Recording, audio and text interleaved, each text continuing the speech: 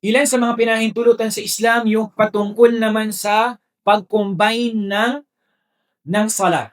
Ibig sabihin, yung pag-combine ng sala, hindi lang siya pinapahintulutan sa mga traveler. Bagkus, kapag halimbawa, nagkaroon ng bagyo, sabihin natin, o kaya ay yung mayroong nahulog yung mga karoon ng snow, halimbawa sabihin natin, yung thalj, sabi nila.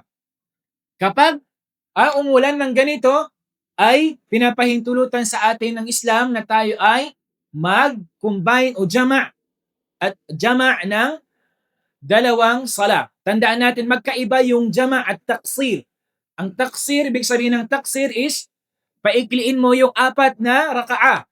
Diba yung zuhur, yung asar, yung isha ay gagawin mo lang 2.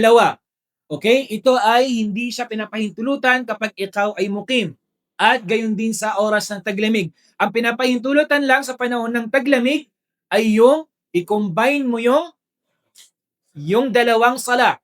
So ano lang ba yung pwedeng i-combine? Yung zuhur at yung asar. Okay? Pagtapos noon yung maghrib at isha. Yung fajr, pwede ba natin i-combine yung fajr? Ha? Hindi po ito pwedeng i-combine.